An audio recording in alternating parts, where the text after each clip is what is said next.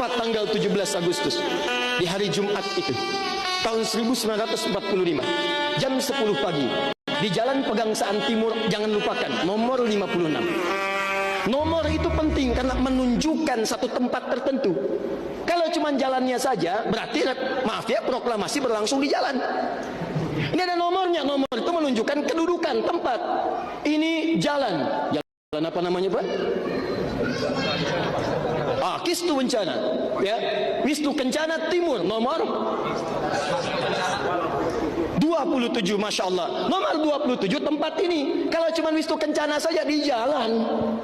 Pertanyaan saya, kenapa tidak pernah dijelaskan dalam buku sejarah? Siapa yang punya rumah tempat yang nomor 56 itu? Jalan Pegangsaan Timur nomor 56. Rumah siapa nomor 56 itu? Ternyata itu rumah seorang pengusaha Muslim keturunan Yaman yang sangat cinta dengan negara kesatuan Republik Indonesia ini. Beliau mewakafkan rumahnya untuk kemerdekaan bangsa Indonesia. Namanya Syekh Faraj bin Marta. Mewakafkan rumahnya untuk proklamasi kemerdekaan Republik Indonesia. Insinyur Soekarno datang ke situ dalam keadaan masih lemas. Ada kemudian penyakit dalam tubuhnya. Maka diberikan oleh beliau madu Yaman di malam harinya. Siang-siangnya sudah fresh, dalam keadaan yang baik, maka digelorakanlah kemudian di sampingnya ada Bung Hatta. Proklamasi sampai dengan ujungnya. Teman-teman, proklamasi 17 Agustus tahun 1945 itu memiliki saham yang kuat dari pertemuan-pertemuan dan perjuangan para ulama. Karena itulah teriakan takbir yang digelorakan oleh Bung Tomo dari Surabaya itu, Allahu Akbar, Allahu Akbar.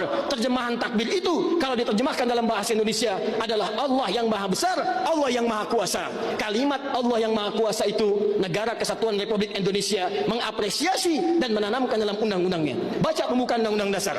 Atas berkat rahmat Allah yang maha kuasa. Kalimatnya Allah, tidak ada yang lain lagi.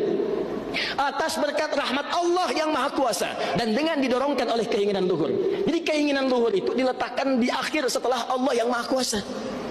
Karena dari dulu itu memang punya keinginan luhur, pengen merdeka, tapi belum dapat.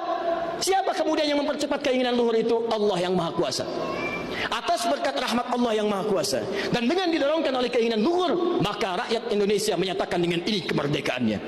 Dari situ kemudian jadikan sebagai sila dari 5 dasar sila ketuhanan itu. Ketuhanan yang Maha Esa, sila yang pertama. Siapa ketuhanan yang Maha Esa itu? Dalam pengertian kita, Esa artinya Ahad. Qul huwallahu ahad. Ditafsirkan kemudian dengan perlindungan dari negara, pasal 29. Ayat 1 untuk dasar negaranya. Negara berdasar atas ketuhanan yang Maha Esa. Karena itu kalau di bumi Indonesia ini ada orang-orang yang anti Tuhan, ada orang-orang yang menolak ketuhanan, sesungguhnya dia sedang melanggar undang-undang. Dan pasal 29 ayat 2-nya, negara menjamin kita untuk menerapkan nilai-nilai ketuhanan dalam bentuk ibadah.